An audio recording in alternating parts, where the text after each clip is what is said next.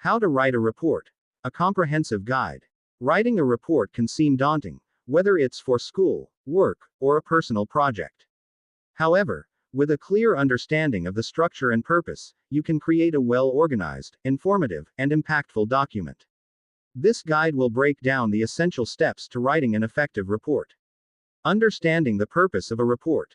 Before you even start writing, clarify why you're writing the report and who your audience is. Purpose. Is it to inform, analyze, recommend, or persuade? Audience. What do they already know? What do they need to know? What is their level of technical understanding? Understanding these points will help you tailor your language, depth of detail, and overall approach. The standard report structure. Most reports follow a similar structure to ensure clarity and logical flow. While specific sections might vary based on the report type, e.g., scientific, business, academic, these are the core components. 1. Title page. This is the first impression of your report. It should include the full title of the report, your name or the author's name, the date of submission, the recipient, e.g., submitted to Dr. Emily White, for the marketing department, any relevant course or project details. 2. Table of contents. For longer reports, a table of contents is crucial.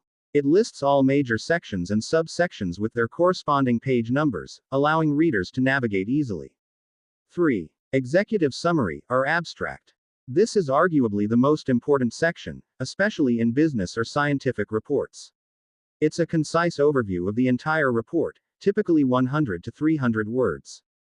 It should cover the report's main objective, key findings or results, major conclusions, main recommendations, if applicable. The executive summary should be able to stand alone, providing enough information for a busy reader to grasp the essence of the report without reading the rest.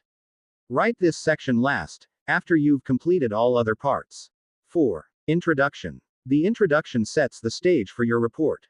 It should state the topic and purpose of the report, provide necessary background information or context, outline the scope of the report, what it will and won't cover, briefly mention the methodology used, how you gathered information.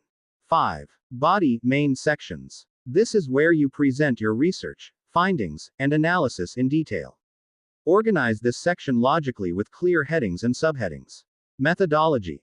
Explain in detail how you conducted your research, e.g., surveys, experiments, literature review, interviews.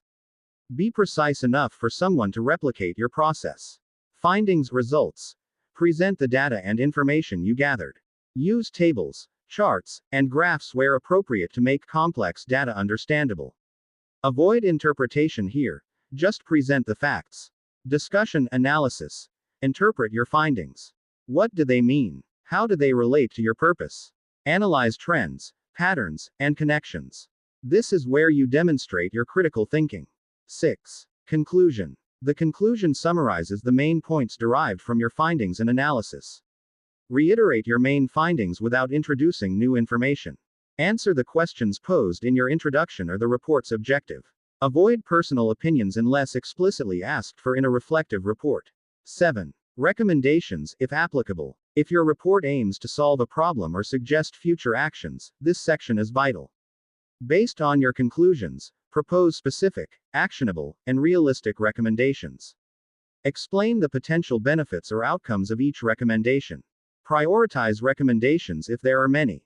8. References, bibliography. List all sources you cited in your report, following a consistent citation style, e.g., APA, MLA, Harvard, Chicago.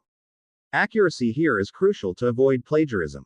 9. Appendices, if applicable. Include any supplementary materials that are too detailed or lengthy to include in the main body but are important for the reader's understanding. This could include raw data, survey questionnaires, interview transcripts, or large images. Key writing tips for effective reports. Clarity and conciseness. Use clear, unambiguous language. Avoid jargon where possible, or explain it if necessary. Get straight to the point. Objectivity.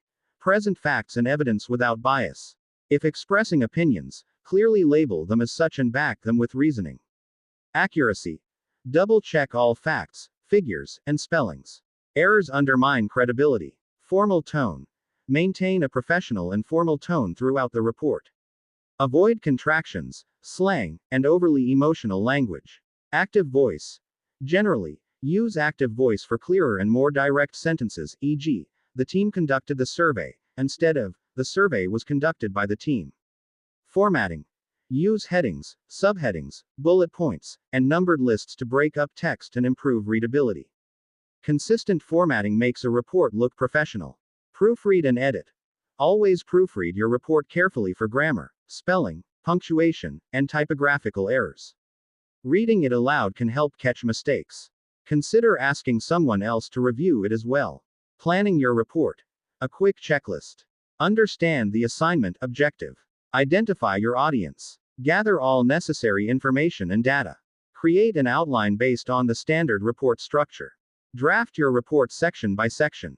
Write the executive summary last. Review, edit, and proofread. Writing a report is a skill that improves with practice.